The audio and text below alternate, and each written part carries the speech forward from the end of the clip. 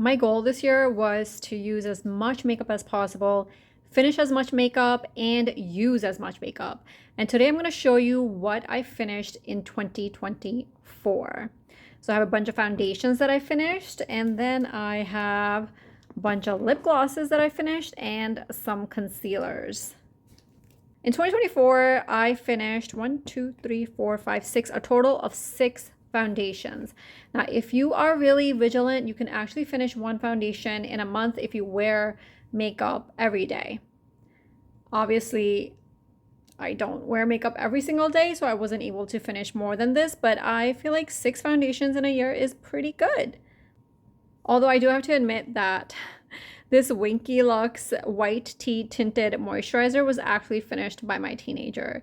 She used this a lot more than me, so maybe we would say that I finished 5 foundations this year. So the first foundation here that I finished is the Huda Beauty's foundation. This is in the shade Cheesecake 250G. This is the Luminous Matte Foundation. This is a very thick, full coverage foundation. I do like the finish, but sometimes it can be a little hard to blend. Sometimes I got like a little texture from the foundation. And then later on, I realized that maybe it just needed to be shaken up a little bit more. I feel like because it is a very heavy foundation, maybe it was separating, and that's why it was kind of finicky. So if I ever use this foundation again in the future, if I repurchase it, I will try to make sure that I shake the foundation well before using. But given my experience with it, I don't want to have to think about shaking a foundation. So I probably will not repurchase this one. Up next is the Too Faced Born This Way foundation. This one I really liked. I felt like it was a very beautiful skin-like, more satin finish, and it's very easy to blend. This shade that I have here is Golden Beige. Just an overall pretty good foundation. No complaints. It did get a little bit oily on my forehead because my forehead does get oily. So I don't know if it'll work for oily skin, but I definitely using powder after the foundation helped with the oil control. Up next, I have the Estee Lauder Double Wear Foundation. Now this one, at first when I used it, I thought that maybe my match was not good, that the foundation color was not right for me. This is the color 2W1 Dawn. But later on, when I used it, it seemed like it did match my color. So I don't know if this is another case of shaking the foundation or lack of shaking. And maybe that's why it was kind of finicky for me as well. But in the end, I felt like it was a really nice foundation. It provided really nice coverage. It looked good. It was a natural sort of matte finish. Whereas when I started using it for the first time, it looked really cakey on me because it just looked too light. But by the end, or near the end, I really enjoyed wearing this. Next, we have this Lancome Teint Idole Ultra Wear Care and Glow Foundation. It's not that glowy. This is just like your regular, very skin-like satiny foundation. I like the sort of skin-like satin finish. So I really like this foundation. This is one of my favorite foundations, and I would definitely repurchase this one. This shade that I have is 230W. I really like this foundation. It has decent wear time, it looks very natural, but leaning towards more of a satin finish. And then the last one I have here is Giorgio Armani's Luminous Silk Perfect Glow Flawless Foundation. Again, this one also was not really that glowy. All these glow foundations are not really that glowy. I don't remember anything all that great about this foundation. It was just not that memorable. But it was also not bad. I don't have any complaints, but I also don't remember using this foundation and being wowed by it. Now this is the smaller size. Maybe I just didn't have enough time with it. And this is the shade 5.1. I feel like it was a good natural finish. I don't remember it being glowy at all. I would even say it was more like soft matte finish instead of glowy. But Not bad, also not the most memorable. Now, I did finish a bunch of concealers as well this year. As you can see, my favorite concealer here, I finished two of them. And this is the Milani Conceal and Perfect. It's just a really nice, natural, but full coverage. It's not like oily or dry. It's just kind of in between, and it's natural and it gives good coverage. And I don't remember it ever like creasing badly on me. So this is definitely something I would repurchase over and over again. The next one I finished is this one from Too Faced, the Born This Way Multi-Use Sculpted Concealer. And this one also pretty good, just like the foundation. This was also did not crease on me. It's a natural finish, decent coverage, maybe a little bit lighter than the Milani one, but decent coverage, pretty good concealer.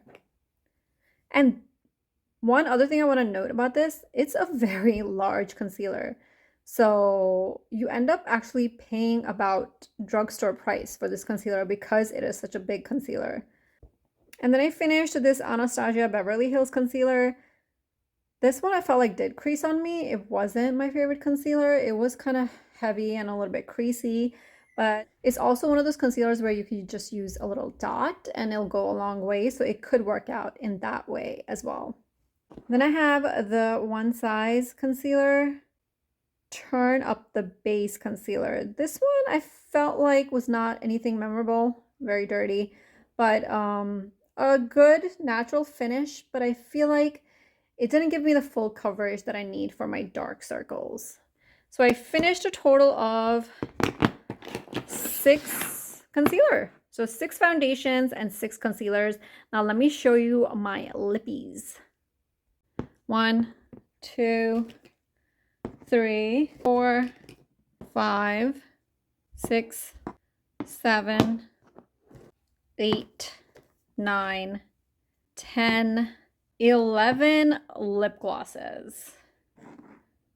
I need to clean them because they're super sticky right now. All right, so one lip gloss that I finished is this Dior Lip Glow Oil. And my thoughts on this, I think it's a good lip gloss. It's very goopy and it's very thick, and I really enjoyed using it. Up next is another one of my favorites. This is the NYX Fat Lip Drip Oil Gloss. So I think it's a gloss, but it's like an oil gloss. And this was also very nice, thick, goopy. Loved it, really enjoyed it.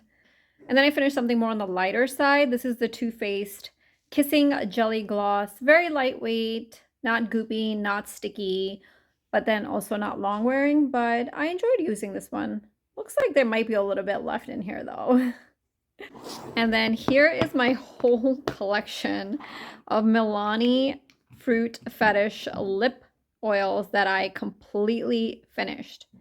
I finished all of them. I had 4, so I have the lychee one, the cocoa cacao, the blackberry agave, and honey fig. And these are also very nice, thick, and goopy. I really enjoyed applying them, and I'm so happy that I finished them all. Now, interesting thing, after using these lip glosses so much, I do feel like I started to feel that they were kind of drying out my lips, which is really weird because you would never think that a lip gloss or lip oil would actually cause your lips to dry out more. So I don't know if I was imagining this, but I also feel like someone else in the comments at one point said that their lips were getting dried out by this lip oil. So let me know your thoughts. Have you used this lip oil? How has it been for you? Do they dry out your lips or they're pretty good? Another thing that I've noticed is that lip oils are kind of trending, but they might not be the best thing to nourish your lips because I feel like lip oils just kind of create this layer on your lips. But if they don't have any nourishing ingredients that kind of sink into your lips, perhaps that's what causes your lips to get dried out. So your lips are not nourished and they're just kind of covered with this layer. So the last collection, full collection that I finished here is the Essence Hydra Kiss Lip Oil. These were fun. I really like the orange flavor, but as you can see, The orange one is, you know, kind of wearing down. So these were super, super cheap, but you can kind of see the bad quality as well. But I really enjoy them. I enjoy the scent. They're also very nice and thick.